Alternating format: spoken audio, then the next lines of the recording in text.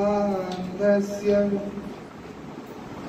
ज्ञानाञ्जनशलाकय चक्षुरुन्मीलितं येन तस्मै श्री गुरवे नमः। नमः ॐ विष्णुपादाय श्रीगौरप्रियमूर्तये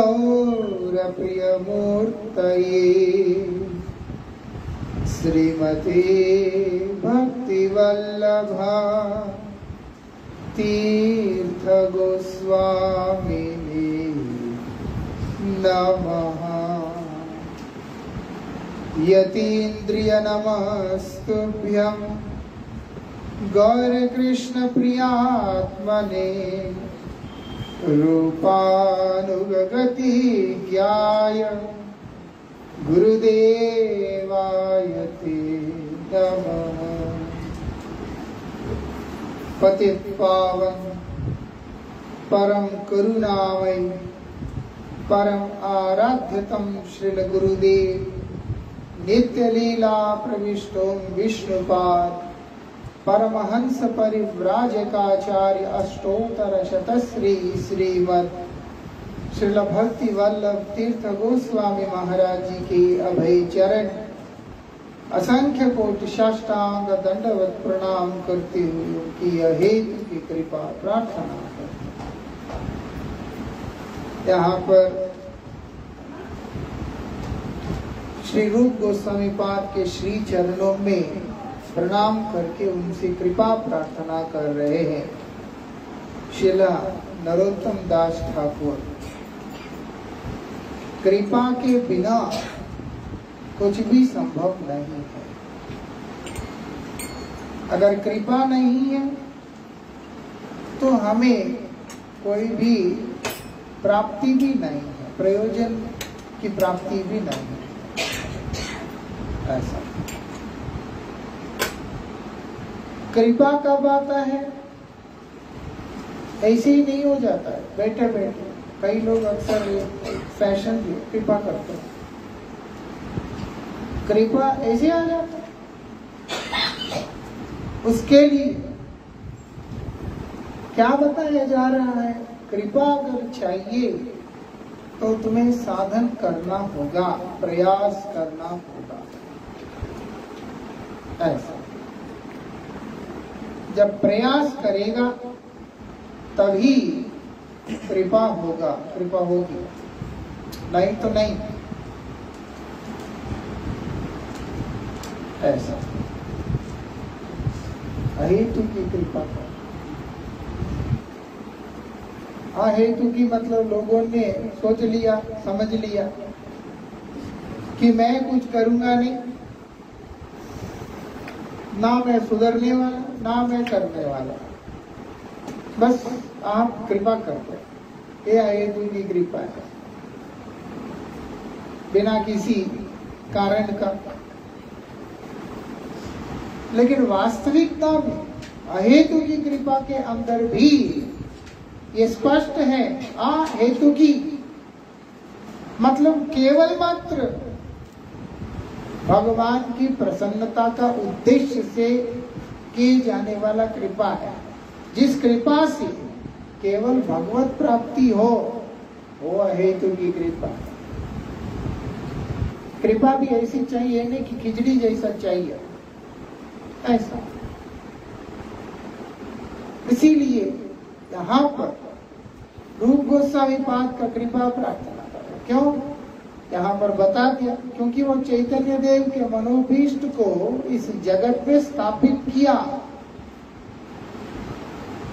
ऐसा इसलिए क्या बोल रहे हैं?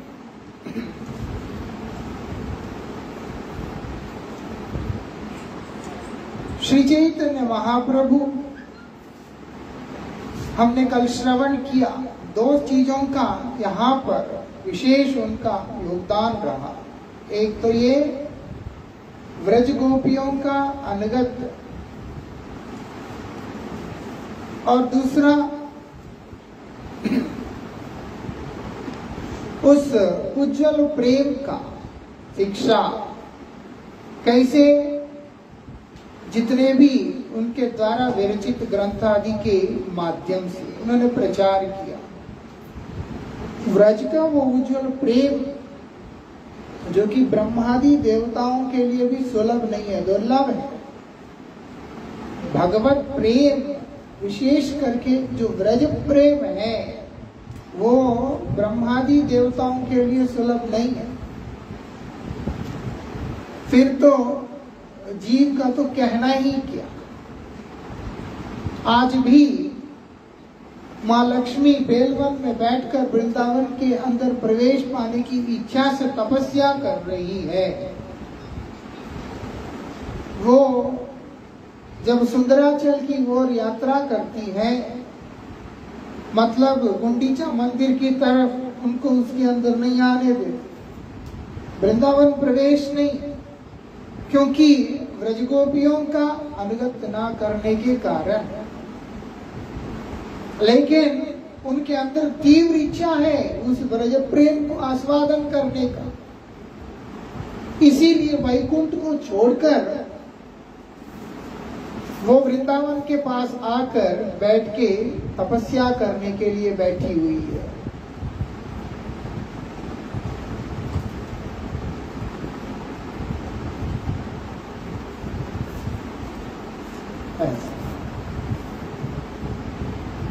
त्रिभुवन को आकर्षित कर दिया कृष्ण की मुरली,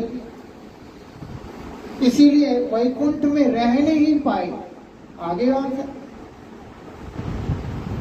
लेकिन गोपियों के अनुगत स्वीकार न करने के कारण उनको भी जो है व्रज प्रेम की प्राप्ति नहीं हुआ। ऐसे इतना विशेष है व्रज प्रेम। उद्धव बृहस्पति का शिष्य है, सारूप्य प्राप्त है, कृष्ण की तरह दिखाई देता है, और कृष्ण के ही जो निर्माल्य है उसको धारण करते, कृष्ण के कपड़े पहनते, ऐसे कृष्ण की तरह ही रहते। देखने से मतलब साधारण व्यक्ति के लिए ऐसा लगता है कि कृष्ण ही है, लेकिन श्रीवर सचिन और कौस्तुभ मणि आदि जो विशेष है वो केवल कृष्ण के पास ही होते हैं और किसी के पास होते नहीं। कई चीजों के द्वारा अंतर किया जाता है, और ब्रह्म ज्ञानी है, कोई अरे गेरा व्यक्ति नहीं है। जब भगवान ने उनको व्रज में भेजा, भेजने से पहले उन्होंने कह दिया था मेरा तुम बहुत प्रिय है, और क्या बता रहे, जितना तुम मेरा प्यारा है उतना ब्रह्मा मेरा प्यारा नहीं है, ना शिव उतना प्यारा, ना बलदेव उतना प्यारा, ना लक्ष्मी उतना प्यारी है। उद्धव मैं तुमको क्या बताऊं, मैं अपने आप को भी उतना प्यार नहीं करता जितना मैं तुमसे प्यार करता हूं, बोल दिया। और उद्धव को ब्रज भी भेजा। ब्रज में आने के बाद जब उद्धव को अपना अवस्था का बोध हुआ तो उनके मन में यही बात आया कि भगवान ने ब्रजवासियों का तो नाम कहीं लिया नहीं, उन्होंने और सभी का नाम ले लिया, लेकिन ये तो नहीं बोला कि ब्रजवासियों से भी तुम मेरा प्यारा है। वो समझ गए, और जब ब्रजवासियों के उस उज्जवल प्रेम के रस को पान कर पाए, अरे बृहस्पति के शिष्य होने के बाद मनुष्य जीवन की उत्कर्षता को, श्रेष्ठता को जानने के बाद भी उस प्रेम के आगे उनका कोई भी ज्ञान और उनका कोई भी अस्तित्व काम नहीं आया। वो अपने आप को एक मूर्ख व्यक्ति की तरह देख रहे हैं। ऐसा अपने आप को एक मूर्ख व्यक्ति की तरह देख रहे और सोच रहे हैं विद्वानों की सभा में मूर्खों का चुप रहना ही अच्छा होता है, नहीं तो मुंह खोला तो पता चल जाएगा कि इसका अवस्था क्या है।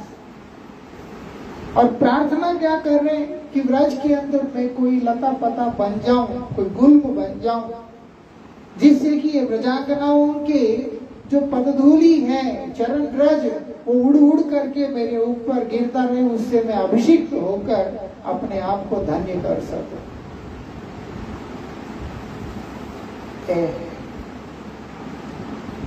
ऐसी प्रेम की बात बता रहे हैं, ऐसी श्रेष्ठतम प्रेम की बात बता रहे हैं। ऐसे ही बड़े बड़े देव वृंद जितने भी ब्रज के अंदर कहाँ कौन सा पेड़ बन के बैठे हैं, कौन सी लता बन के बैठे हैं, मालूम नहीं हमको। इसीलिए जब धाम में जाते बहुत सावधान रहना पड़ता, जहां तहां थूकना फेंकना ये सारे काम नहीं करते, बहुत सावधान रहना पड़ता, क्योंकि हमको नहीं पता। जगन्नाथ जी के श्री मंदिर से लेकर गुंडीचा मंदिर के बीच का जो रास्ता है, जो बड़दंड जिसको कहते हैं, रथ यात्रा का जो राजमार्ग है जगन्नाथ देव का, उसके ऊपर ब्रह्मादि देवता निरंतर बड़े बड़े यज्ञ अनुष्ठान इत्यादि करते रहते हैं। यहाँ तक बताया देवता जितने भी हैं वहां पर उसी मार्ग के ऊपर ऐसे पड़ रहते हैं। वहां पर वो साधारण रास्ता नहीं है, वो ऐसा हजारों लाखों साल से बड़े बड़े महापुरुषों के द्वारा चला हुआ रास्ता हो। तो जगन्नाथ तो चलते ही हैं, जगन्नाथ के जितने भी असंख्य भक्तों के द्वारा चला हुआ रास्ता, सेवित मार्ग है वो। हम समझते नहीं है, लेकिन रूप सनातन गोस्वामी इत्यादि उस रास्ते पे कभी चले भी नहीं है, वो तो घूम के जाते हैं, उस रास्ते पे ही नहीं चलते। ऐसा है कि मतलब सम्मान देखो किस प्रकार से, दर्शन देखो किस स्तर का है। ऐसा फिर जो भी हो वो क्या प्रार्थना कर रहे हैं, आप कृपा करके हमको क्या कीजिएगा, बोलते यहाँ पर कोई लता पता ही बना दीजिए, जिससे वो धूली से ही मैं अपने आप को अभिषिक्त करके धन्य हो सकूं। ऐसा यहाँ बता रहे। ऐसा उज्जवल प्रेम है जो व्रज का प्रेम, और उसी को अपने ग्रंथों के द्वारा उस रस को, उस उज्जवल रस को अपने शब्दों के द्वारा माध्यम से श्री रूप गोस्वामी पाद ने इस जगत के अंदर प्रकट किया है। महाप्रभु ने आस्वादन किया, उनका इच्छा भी था, लेकिन महाप्रभु के पास वो शब्द नहीं थे एक तरह से देखा जाए तो। इसलिए रूप गोस्वामी के माध्यम से उन्होंने उसको इस जगत में प्रकट किया। ऐसे क्या बोल रहे हैं, राय रामानंद जी को महाप्रभु बतला रहे हैं इस बात को। जब उनका काव्यों को जब उन्होंने अध्ययन किया तो बोलते कितना सुंदर काव्य है, कितना सुंदर रचना है, और ये प्रेम की परिपाटी का वर्णन कितना अद्भुत तरीका से किया। अपने नाटक के माध्यम से उन्होंने प्रेम का बारे में जब व्यक्त किया और सुन के बड़ा आनंदित हुआ। तब श्री चैतन्य महाप्रभु बोलते हैं, उनको मैं प्रयाग में मिला था और योग्य जान के ही उसके ऊपर ऐसे शक्ति का संचार किया, जिसके चलते मेरे हृदय की बात को जो है वो अच्छी तरीके से वर्णन कर सकता। ऐसे एक श्लोक रचना करते हैं, उसको जो है वो कुटिया के अंदर ऊपर रख देते हैं। वो जब मिल जाता है उसी को लेके चर्चा हो रहा है उधर। तो चर्चा हो रहा है राय रामानंद और महाप्रभु के बीच में। श्री चैतन्य महाप्रभु बोलते हैं उनको योग्य जानकर मैंने उसमें ये शक्ति का संचार करके इनको प्रकट कराया। इसीलिए रूप गोस्वामी के चरणों में नमन कर रहे हैं। और क्या बोलते हैं,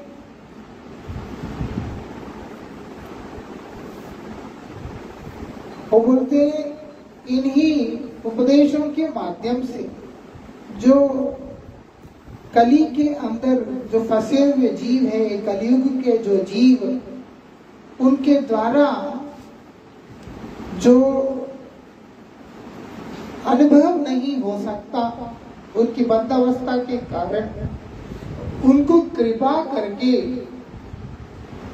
शाब्दिक रूप देकर ऐसे बना दिया जिससे कि वो उसका आस्वादन कर सकते हैं स्वयं नहीं, जैसे हम लोगों ने कल विचार किया। ऐसे ये रस एक ऐसी वस्तु है जो इसको अनुभव करता है, केवल वही उसको समझ सकता है और कोई व्यक्ति इसको समझ नहीं सकता। ये तो कृपा करके उनके माध्यम से महाप्रभु ने प्रकट कराया। अब जैसे आप रसगुल्ला खाया, दूसरा आपसे पूछेगा कि रसगुल्ला कैसा है, कैसे बोलोगे? मीठा है। उसका मिठास कैसा है, वो वस्तु कैसा है, ये जब तक कि सामने वाला व्यक्ति उसको नहीं खाएगा तब तक वो वास्तविकता में अनुभव नहीं कर सकता है ना? उसको खाए बिना कोई समझ सकता है? कोई पूछ ले कि जिलेबी कैसा है, बता सकते हैं ऐसे गोल रहता है, ऐसे ऐसे ऐसे ऐसे ऐसे रहता है। उसका टेस्ट कैसा है, क्या है? खाने से उसका रसगुल्ला जैसा टेस्ट है कि बर्फी जैसा टेस्ट है कि मिश्री जैसा टेस्ट है, कैसा टेस्ट है, वो तो उसको खाने से ही मालूम पड़ेगा। इसलिए परम बद्ध जीव है, वो तो उसको आस्वादन कर नहीं सकता। इसीलिए कृपा करके उन्होंने क्या किया, अपने शब्दों के माध्यम से इस तरीका से उसको वर्णन किया जो उस रस को क्या कर सकते हैं, जो आस्वादन करने के लिए अवसर एक दे दिया, है ना? होता क्या है, जब तक स्वाद नहीं लगता तब तक जो है उसको पाने का इच्छा भी ललक भी नहीं रहता।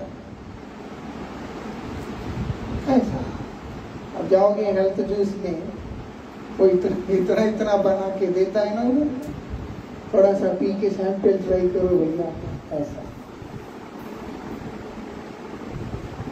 लेकिन ये ध्यान रहे, जैसे हमने कल चर्चा किया, इसको श्रवण करके हम उसके प्रति अपना लोभ पैदा कर सकते हैं, लेकिन श्रवण करना कहाँ है, वो पूर्व में ही बता दिया। महापुरुषों के अनुगत में रहकर, स्वतंत्र होकर के नहीं चलेगा ऐसा। तो जो यहाँ कर क्या बोल रहे हैं, रस जो है ये क्या है, ये भगवान का ही स्वरूप है, भगवान का स्वरूप ही रस है। इसीलिए बोलते हैं श्री चैतन्य महाप्रभु अगर इस जगत में प्रकट होकर उस रस का दान नहीं करते तो जीव के लिए ये हमेशा अलग ही रह जाता, उसके लिए कहीं से भी मिलेगा नहीं। भगवान 4 गुण विशेष है, समर्थ, कृतज्ञ, वदन्य, भक्तवत्सल। उसके अंतर्गत उन्होंने अपनी वदान्यता के गुण को विस्तार करते हुए जब कृष्ण प्रेम प्रदान करने के लिए गौर रूप में इस जगत में अवतीर्ण हुए, तभी वो महावदान्य बन गए। उसके पूर्व में भगवान वदान्य है। नारायण आदि के अंतर देवताओं से अधिक 5 गुण विशेष के साथ में 60 गुण होते हैं, लेकिन भगवान श्री कृष्ण में 4 गुण विशेष होते हैं, उसी से 64 गुणों से परिपूर्ण होते हैं। उसमें से 4 क्या है? यही है, समर्थ, कृतज्ञ, भक्तवत्सल, वदान्य। लेकिन वही कृष्ण के हृदय में जब उस श्री राधिका के प्रेम को आस्वादन करने का इच्छा हुआ, उसको जानने का इच्छा हुआ, तब उन्होंने भक्त भाव अंगीकार करके गौर रूप में अवतीर्ण हुए। इसके पूर्व में नहीं हुए। मतलब इसके पूर्व में जितने भी भक्त हुए थे उनके ऊपर कृपा जरूर किया, उनको अपनाया, उनको लाड किया, सब किया, लेकिन कभी भी भगवान के हृदय में ये भाव नहीं आया कि मैं भक्त बनकर उन लोगों के भक्ति का उस रस को आस्वादन करूं। जब राधिका का भाव देख लिया उन्होंने, क्या देखते हैं? उनके भाव गंभीर है। ऐसा नहीं है कि हिला हुआ तरीका से नहीं है, वो बड़ी गंभीर है। और देख रहे हैं श्याम सुंदर की ये तो उस उज्जवल रस का आचार्य है, और स्वयं राधिका के सामने जब अपने आप को उनके शिष्य के रूप में देखने लगे, मैं आस्वादन तो कर रहा हूं प्रभु बनकर, लेकिन भक्त में अवस्था में रह के, दासी के भाव में रह के राधिका को ऐसा सुख जो मिल रहा है, उसको मुझे अब अनुभव करना है। ऐसा प्रभुता का आनंद तो उन्होंने लिया, भक्तों का सेवा ग्रहण करके उनके ऊपर प्रसन्न होकर आनंदित तो रहे, लेकिन कभी भी ये भाव नहीं, जैसे भी प्रहलाद महाराज को देखकर ये नहीं हुआ कि भगवान बोले ठीक है मैं जो है भक्त बन जाता हूँ प्रहलाद का भाव को जानने के, न। लेकिन राधिका के भाव को देखने के बाद श्याम सुंदर के मन में आया, जागृत अवस्था में समाधिस्थ होके बैठी हुई है, सामने श्याम सुंदर खड़े हैं और वो समाधिस्थ हो चुकी है। ये बहुत बड़ी बात है कि आप ध्यान कर रहे हैं, मतलब ये नहीं कि आंख बंद करके बैठ गए हैं या कमर सीधा करके बैठना, वो जागृत अवस्था में उनके हाथ पांव सब कुछ काम कर रहा है, सब जागृत है, लेकिन वो समाधि में है। कृष्ण आके उनका स्पर्श करते बोलते मैं आ गया, उनको पता ही नहीं चल रहा था। जहां श्याम सुंदर की घ्राण मात्र से ही समझ जाती है, उनकी सुगंध आने से समझ जाती है कि कृष्ण तो आ गया। और आज कृष्ण स्वयं आके स्पर्श करके बोलते राधे मैं तो तुम्हारे सामने हूं, तब भी उनको सुध नहीं है, तभी उनको सुध नहीं है। भगवान देख रहे कि ये क्या है, ये तो पराकाष्ठा है। इसीलिए उनके अंदर इच्छा हुआ, उनके अंदर इच्छा हुआ कि ये जो भाव है राधिका का, उसको मुझे समझना होगा, उसको मैं अनुभव करना है, मुझे किस प्रकार का प्रेम है। और जब अनुभव किया, ना केवल मैंने अनुभव करना, इसको जगत को वितरण करना है, तब वो महावदान्य रूप धारण करके महाप्रभु बन के बैठे। अंतर कृष्ण बहिर्गौर, अंदर से कृष्ण है, बाहर से श्री राधिका है। आप देखो प्रेम का स्वभाव, प्रेम का महिमा इतना अद्भुत है कि कृष्ण उसको धारण ही नहीं कर पा रहे हैं। जो श्री राधिका का प्रेम है उसको कृष्ण संभाल नहीं पा रहे,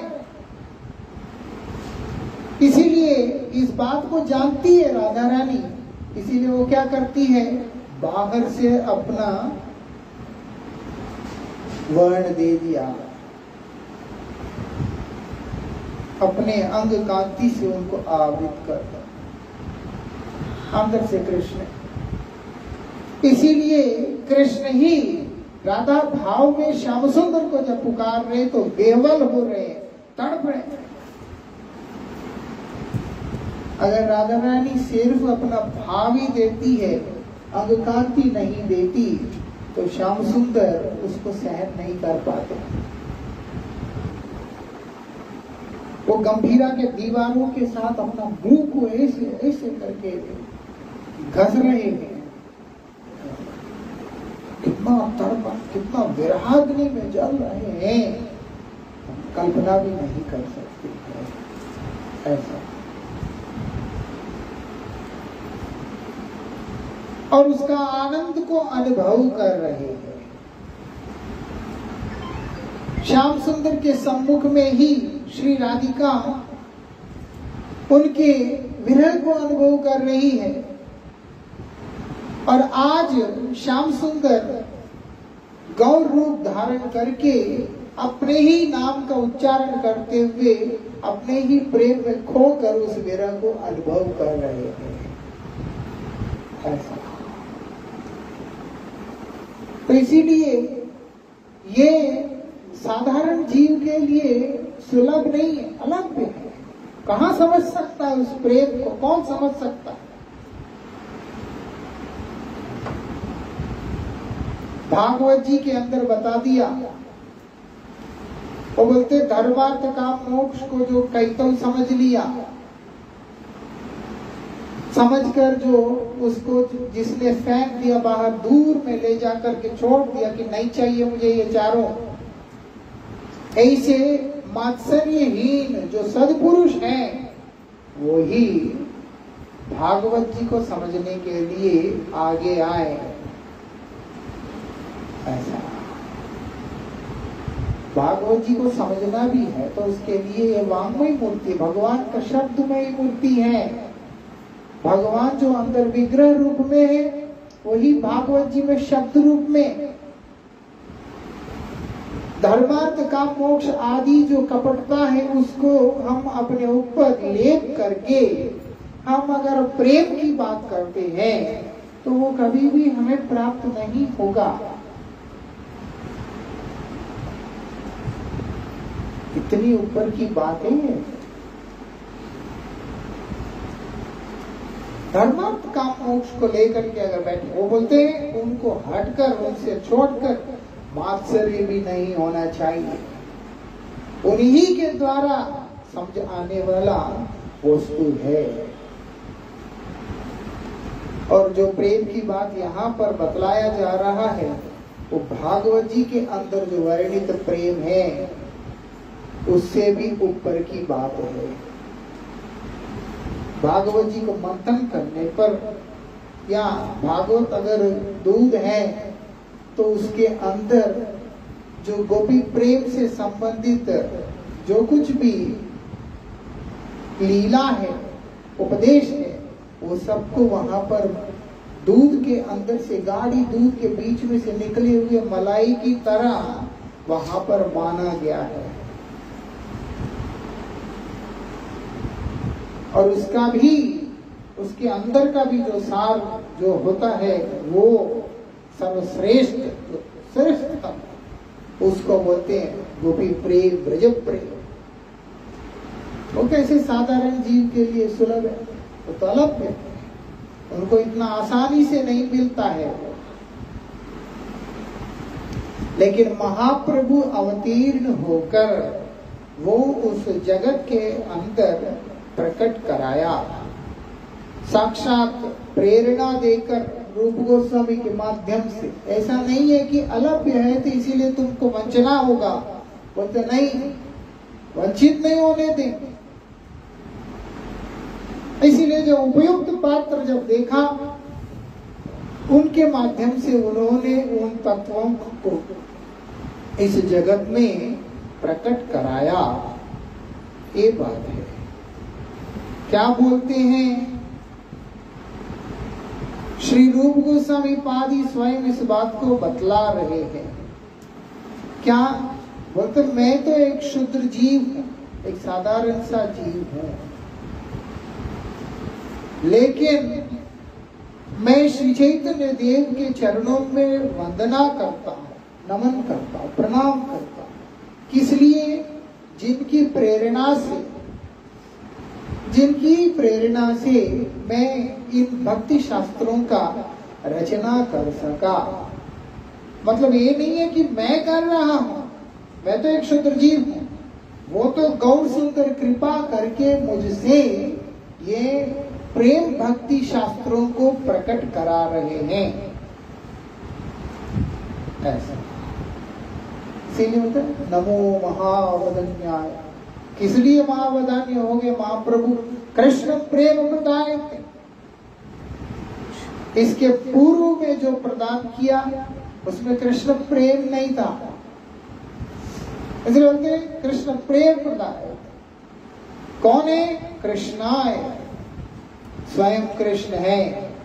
और क्या रूप धारण करते? कृष्ण चैतन्य गौर सुंदर रूप धारण करके आए उन्होंने। ऐसा क्योंकि उनका प्रेम, उनके बिना कोई और उसको दान कर ही नहीं सकता है। एक का चीज दूसरा कहां से दे देगा, है ना? जिसका है वही दे सकता है, प्रेम उनका है इसीलिए वही दे सकते हैं।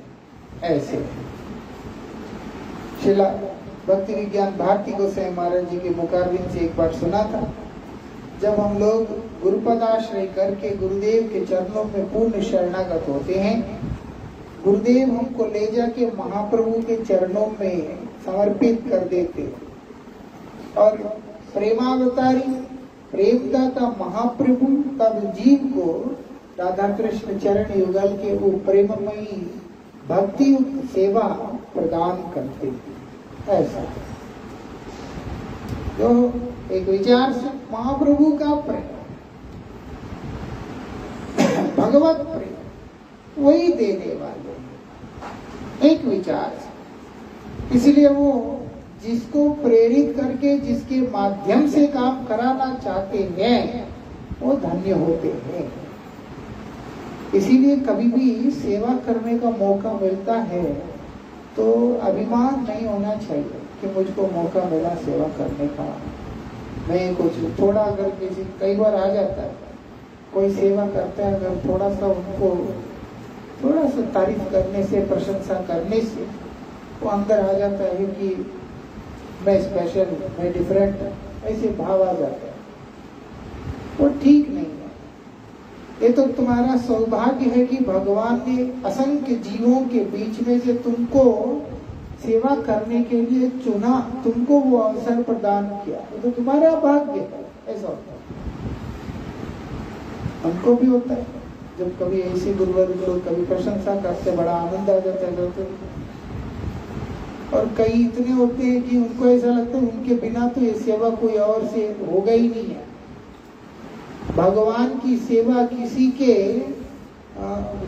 उसके अधीन नहीं है, किसी की चेष्टा के प्रयास के अधीन नहीं है, क्योंकि वो भगवान की सेवा है, वो तो होना ही होना है, कोई रहे ना रहे सेवा तो होना ही होना है। लेकिन इतने लोगों में, इतने भक्तों में उस सेवा को करने का अवसर जो प्राप्त हुआ वो सौभाग्यशाली जीव होता है। ऐसा वो तो दुनिया में होता है, इतने लोग हैं, मैं ही क्यों और किसी को बोलो और किसी से करो, ये दुनिया में। परमार्थ जगत में ऐसा नहीं होता, चाहे जितने भी हो। और अनंत ब्रह्मांडों के अंदर अनंत जीव हो सकते हैं, लेकिन भगवान जिसको चुनते हैं उसमें फिर उदासीनता का भाव, आलस्य आदि नहीं होते। और निश्चित रूप से वो तीव्र भक्ति के द्वारा, प्रेम के द्वारा उस सेवा को करने लगता है। विशेषता वो आनंदित होता है कि प्रभु ने मुझको चयन किया इस सेवा को करने के लिए, और श्रेय भगवान को ही देता है। कल मैं और हमारे राधा गोविंद प्रभु जी बात कर रहे थे, किसी संदर्भ में से कुछ बात आया तो वो मुझको कह रहे थे, लोग आके कहते तो हैं कि आपने जो है हमको भजन में लगाया ये वो कह रहे थे। तो बोलते हैं महाराज जी वैसे तो लगाने वाला तो भगवान ही है, भगवान ने जिसके ऊपर कृपा करना है उसके ऊपर तो कृपा करना ही है। हमारा यही भाग्य है कि अगर हमको निमित्त चुना है ऐसे से, मतलब एक भाव इस प्रकार से होता है। खैर उनसे मैंने जब भी बात किया कभी एक बार भी नहीं सुना कि हमने किसी को भजन में लगाया। वो हमेशा यही बोलते ये तो भगवान है, ये तो भगवान है जिन्होंने उनके ऊपर कृपा कर। हमारा यही है कि हम जो है भगवान की ही वाणी, वो बोलते अगर हम बोलते भी हैं अपनी शब्द तो है नहीं, वो तो भगवान का ही वाणी है, गुरुवर्गों का ही वाणी है, तो प्रचार भी वही कर रहे हैं, प्रेरणा भी वही दे रहे हैं, भक्त भी वही बना रहे हैं। कहने का मतलब है जो उसमें डूबा हुआ व्यक्ति होता है वो ही इस तरह से सोच सकता है कि श्रेय मैं नहीं ले रहा, मेरा नहीं है कुछ भी, श्रेय क्या है बोलते भगवान का है। हमारे गुरु जी का भी हमेशा जीवन पर एक ही बात सुन, गुरु जी ने बहुत सारी सेवाओं को किया लेकिन हमेशा गुरु जी एक ही बात बोलते थे, सब तो गुरु जी ने किया। कोई उनको गुरु जी को प्रशंसा भी करता था तो गुरु जी साथ बोलते थे वो तो हमारे गुरु जी ने किया, हम तो किया नहीं, तो हमारे गुरु जी ने किया। ऐसा सौभाग्य किसमें है, उसके लिए मुझे जो है निमित्त बनने का मौका मिला है। ऐसा रूप गोस्वामी यहाँ पर यही बात बोल रहे हैं, अपने आप को जो एक छोटा सा तुच्छ जीव के रूप में देख रहे हैं।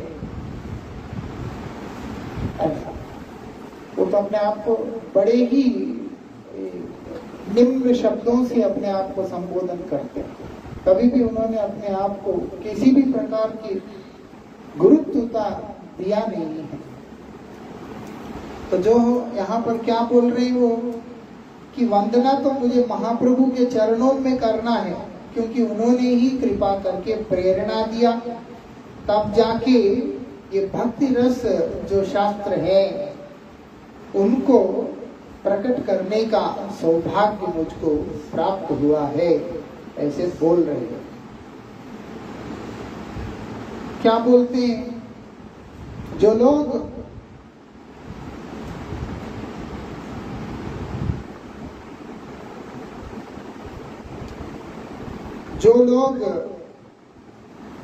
जो भगवत भक्ति रस का जो चरण कक्षा के अंदर, मतलब क्या है इसकी अलग अलग जो श्रेणियां, उनमें से जो सर्वश्रेष्ठ और चरण कक्षा में जो लोग प्रवेश पाना चाहते हैं, आस्वादन करना चाहते हैं, उसको प्राप्त करने के लिए जो एकांतिक अभिलाषा,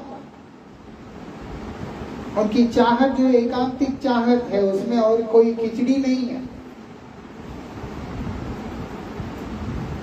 तो क्या बोलते हैं उनके लिए यहाँ पर बताया श्री रूप गोस्वामी पाद के चरणों में शरणागत होना होगा, होकर उनके द्वारा विरचित ग्रंथ आदि का क्या करना होगा, बोलते हैं अध्ययन आदि करना होगा,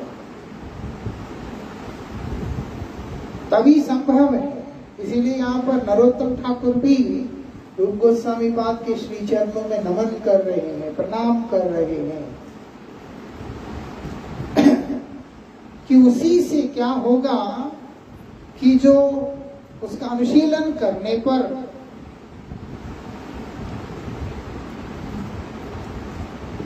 उन लोगों को जो ब्रज के जो मधुर रस है, जो मधुर रस का आस्वादन करने का सौभाग्य प्राप्त होगा, अन्यथा संभव नहीं है। इसलिए रूप गोस्वामी पाद के अनुगत ना करने से ऐसा नहीं कि भक्ति नहीं मिलेगी, भक्ति तो मिल जाएगी। हम लोग इसीलिए सोचते हैं कि जितने भी अन्य संप्रदाय के जो लोग हैं या कोई और है, उनका भजन का कोई अर्थ ही नहीं है, सिर नहीं है, पैर नहीं है। क्यों नहीं है? है, लेकिन जो उन्नत उज्जवल रस की कामना हम करते हैं, जो महाप्रभु ने जिस चीज को जो हम लोगों को दिया, वो अगर चाहते हैं तो हमें रूप गोस्वामी के अंतर्गत में जाना होगा। अगर हम कहते नहीं है, तो जितने भी ब्रज के अंदर जो भक्त हुए हैं, जो सूरदास जी हो गया और कोई मीराबाई फलाना, ये वो जो भी है, वल्लभाचार्य जी इत्यादि, जो भी जितने भी भक्त हुए, उन लोगों को प्रति भी हमारा अनजाने में एक तरह से अपराध हो जाता है। ऐसा भक्त है, इन लोगों ने भगवत प्राप्ति की हुई। आप देखो, नवद्वीप और पुरुषोत्तम धाम के लिए बोल दिया महाप्रभु के भक्त, उनको वंदना की बात हो रहा। लेकिन जब बात वृंदावन का आया, हमारे पूर्वाचार्य श्री देवकी नंदन ठाकुर, वो क्या बोल रहे हैं? वृंदावन वासी तो वैष्णव, वृंदावन में जितने भी वैष्णव है, सभी के चरणों में मेरा प्रणाम है। ऐसा ये नहीं बोला वहां पर ले महाप्रभु के अनुगत वैष्णव, उन्हीं की बात हो रहा। ऐसा जितने भी वैष्णव, श्रील भक्ति विनोद ठाकुर जी महाराज भी इस बात को बतला रहे हैं और बोलते, कब ही नहीं करता कर संग, चित्त इच्छे से यदि ब्रजरस न। एक ब्रज के जो माधुर्यमयी रस का आस्वादन करने का अभिलाषा है, तब तुम अन्य का संग नहीं करना। मतलब क्या है? जो उस उन्नत उज्जवल रस के जो रसिक आचार्य गण है, उनका संग करना। ऐसे उनका संग करना होता है। इसलिए यहाँ पर विशेष रूप से रूप गोस्वामी के संग के बारे में बता रहे हैं, क्योंकि स्पष्ट है कि रूप गोस्वामी पाद महाप्रभु के हृदय को जानकर उसको जगत के अंदर प्रकट किया है। तो इसलिए उनके चरणों में नमन करते हैं, ताकि वो कृपा करें, जिससे कि श्री चैतन्य प्रेम, गौर सुंदर का जो प्रेम है, वो मेरे हृदय के अंदर उदित होकर मेरे हृदय को आलोकित करे। ऐसा सर्व परम प्रिय पार्षद महाप्रभु, इस कारण से। और क्या बोलते हैं?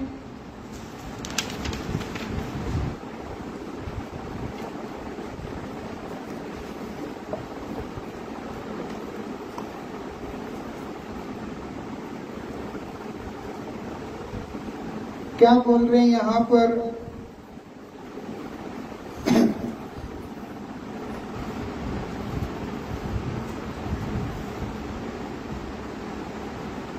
इसके अलावा श्री सनातन गोस्वामी पाद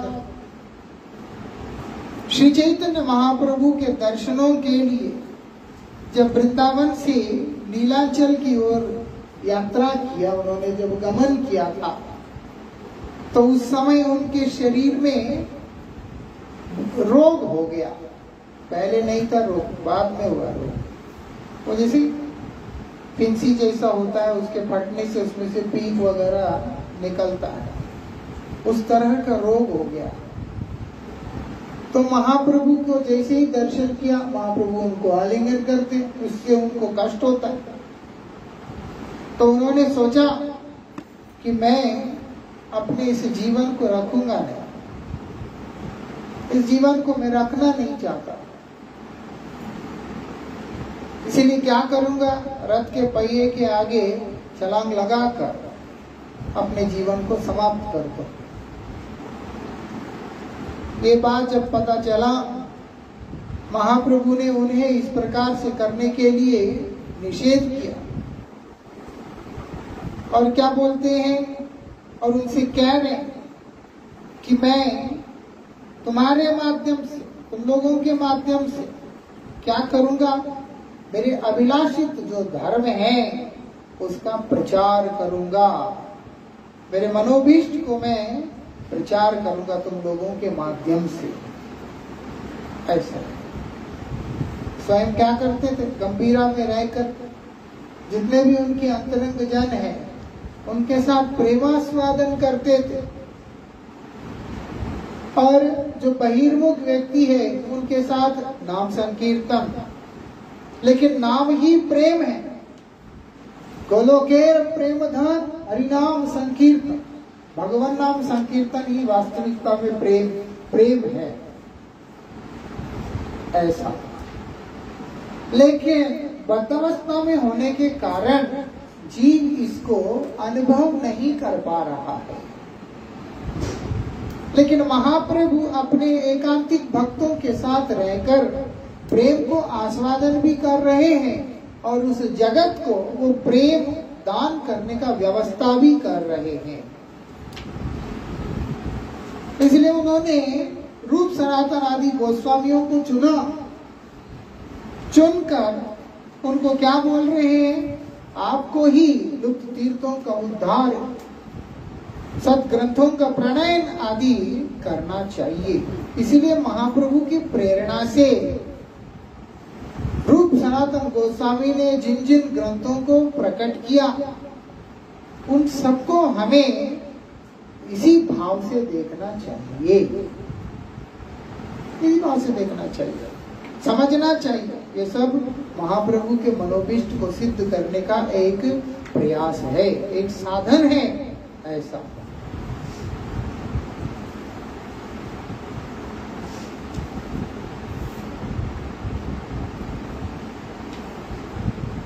क्या बोल रहे हैं श्री रूप गोस्वामी पाद श्रीमन महाप्रभु के द्वारा प्रचलित भजन मार्ग के यथार्थ आचार्य के रूप में विविध ग्रंथों की रचना कर और स्वयं आचरण कर कृष्ण भक्ति, कृष्ण प्रेम तत्व, भक्ति तत्व, वैष्णव आचरण आदि स्थापना किया। ये सब ना होने से वो प्रेम मिलता नहीं है। तो सुनने में आसान है, भक्ति लगता बीज मिला है, उसके बाद वो जो है अंकुरित भी हो गया और इसके बाद ब्रह्मांड भेद करके विरजा पार करके गोलोक वृंदावन में जाकर राधा कृष्ण के चरणों में आश्रय ले लिया और वहां के प्रेम के फल भी आ गए और उसके बाद माली उसको खा रहा है और उसके बाद दुनिया को बांट भी रहा है ऐसा। लेकिन तो भक्तिलता बीज को वहां तक उठने के लिए जो साधन करना पड़ता है उसको बहुत ध्यान देना पड़ता है। चावल का दाना जब हम लोग चावल का खेत डालते हैं उसको डालने से थोड़ा हो जाता है, कितना पानी देना पड़ता है उसमें, बाप रे बाप बहुत पानी देना पड़ता है। और सही समय पे एक चावल का दाना बनने के लिए 6 लीटर पानी लगता है। ऐसे किसी सज्जन ने हमको कहा था एक बार, वो कहते कि एक दाना भी फेंकना नहीं, ठीक से खाना, एक दाना भी फेंकना नहीं। मैं था, हमारे मेजबान प्रभु थे और नित्य गोपाल प्रभु थे, जहाँ गए वो हमको दिया प्रसाद पाने, फिर थालियां देख के बोलते एक दाना भी छोड़िएगा नहीं। क्या तो आपको पता है एक दाना चावल बनने के लिए 6 लीटर पानी लगता है। तो जो हो कहने का मतलब सिर्फ पानी का ही बात नहीं है, मेरा ये कहना है कितना परिश्रम लगता है, कितना परिश्रम, तब जाकर के वो उठता है, कुछ भी होता है। तो इसीलिए यहाँ पर बता रहे हैं, क्या बता रहे हैं यहाँ पर, क्या उन्होंने किया यथार्थ आचार्य के रूप में, उनको क्यों हम लोग मान रहे हैं भजन मार्ग का, क्योंकि उन्होंने कृष्ण भक्ति, कृष्ण प्रेम,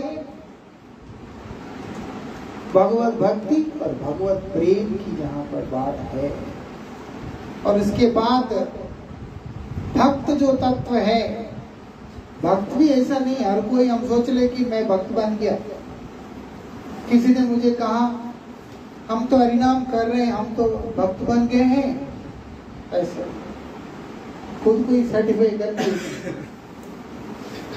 हम भक्त है कि नहीं उसका निर्णय भगवान करेंगे, हम नहीं कर सकते। हम सिर्फ चाहत रख सकते हैं कि मैं आपका भक्त बनूं, ऐसी आशा कर सकते हैं, अभिलाषा कर सकते हैं। और सिर्फ करने से नहीं होगा, उसके अनुरूप तदनुरूप आचरण भी रखना होगा। वैष्णव आचरण चाहिए, भक्त का आचरण चाहिए। दंभ रखेंगे, अभिमान रखेंगे, ये सारी चीजों को रखेंगे, कुत्सित मानसिकता को रखेंगे, तो कभी भी ये चीजें हमको अनुभव नहीं होगा। नरोत्तम ठाकुर को तो मिला, वो अनुभव करने के बाद हम लोगों को ये बात बतला रहे हैं। ऐसा इसे प्रणाम करना पड़ता है, कृपा मांगना पड़ता है। इन सबको उन्होंने स्थापित किया, उन सबको दिया। और क्या बोलते हैं, व्रज के अंदर सब जगह भ्रमण करते हुए उन्होंने लुप्त तीर्थों का उद्धार किया। ऐसा नहीं है कि उस जगह पे जाके बता दिया कि ये जगह है। उन लोगों ने उस स्थान पर जाके उस स्थान पर घटित जो लीला है उसको दर्शन करते हुए फिर उस स्थान का निर्णय उन्होंने करके दिया। जो आज हम ब्रजमंडल परिक्रमा करते, इसके अंतर्गत बहुत सारे ऐसे क्षेत्र हैं जो कि लुप्त हो चुके थे, गायब हो चुके थे काल के प्रभाव से। समय के साथ में बहुत सारी जो तीर्थ है वो गायब हो गए। कुछ एक जैसे सप्त देवालय है, जो विग्रह है, गोविंद जी, गोपीनाथ जी, दामोदर जी, माधव जी, ये जितने भी विग्रह है, ये सब यवनों के डर से वो लोगों ने क्या कर दिया, ब्राह्मणों ने, जो सेवा करने वालों ने विग्रह को छिपाकर वो लोग अपने प्राण बचाने के लिए वहां से निकल गए। तो कोई विग्रह भक्तों के साथ में निकल के कहीं और यात्रा किया, कोई विग्रह जो है छिप गया। इस तरीका से मतलब वो स्थान से वो लोग बाहर हट गए थे। धीरे धीरे धीरे वो स्थान जो है लुप्त होता चला गया काल के क्रम में, काल के क्रम में लुप्त होता चला गया। महाप्रभु की इच्छा से, महाप्रभु के द्वारा प्रेरित होकर श्री रूप गोस्वामी, श्री सनातन गोस्वामी आदि ने उस पूरा ब्रज का यात्रा करके ब्रजधाम का पुनरुत्थान किया। ये उसकी विशेषता है। सारे कुंडों का, सारे विग्रहों का, जो व्रज के प्राचीन जितने भी हैं, जो देवालय, जो मुख्य जितने भी है, वो सब रूप सनातन गोस्वामी के सेवा के ही परिणाम है। और सब उनकी सेवा का परिणाम है। वो गौड़ीय धारा के द्वारा ही प्रकाशित हुआ। देखा जाए तो दुनिया के लोगों को बाकी वैरी और एक आध दो मंदिर छोड़ करके उनको कुछ पता ही नहीं होता। आजकल जैसे प्रेम मंदिर है, बड़ा है, और छठी करा के वैष्णो माता मंदिर में भी खूब भीड़ होता है। जो वृंदावन के अंदर जो मुख्य मुख्य स्थान है, कई लोग हैं जिनको पता ही नहीं है। जो हो वास्तविकता में ब्रजधाम का उद्धार इन्होंने कैसे किया, वहां पर बता रहे हैं कि महाप्रभु के उस प्रेम को हृदय में धारण करके, उस प्रेम को के वाहक बनकर उन्होंने उस स्थान को प्रकट किया।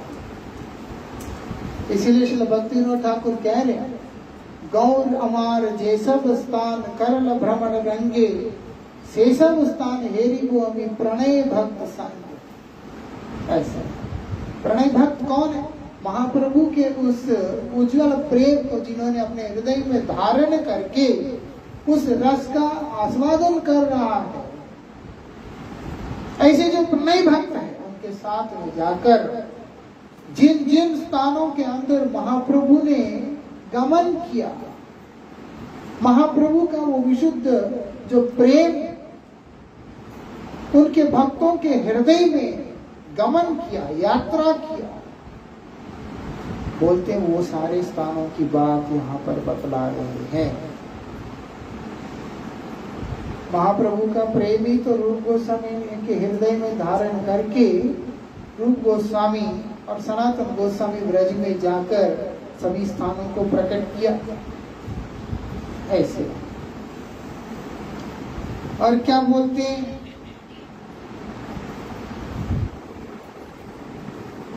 कैसे रहे ये लोग जितने भी विग्रहों का सेवा को प्रवर्तन किया, राधा गोविंद जी का सेवा, राधा दामोदर जी का सेवा, ये सारी सेवाओं को इन्होंने मदन मोहन जी का सेवा, इन सबको प्रवर्तन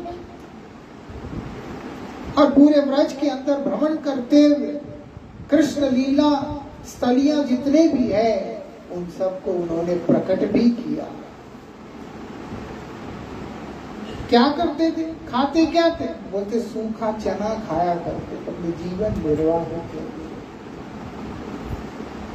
सूखी रोटियों को खाया करते, कुछ नहीं खाते। भूख क्यों नहीं लगता है, प्यास क्यों नहीं लगता है, क्योंकि प्रेम को जो निरंतर पान कर रहा है उसको भूख प्यास नहीं लगता है।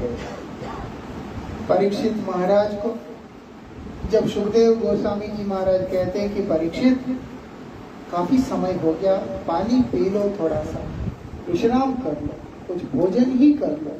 परीक्षित महाराज कुछ भी करने के लिए स्वीकार ही नहीं करते। बेटा बोलते आप सुनाइएगा, मुझे प्यास नहीं है, मेरा तो पेट भरा हुआ है, तो प्यास नहीं है। बोलते हाँ क्यों, और बोलते मैं तो पान कर ही रहा हूँ।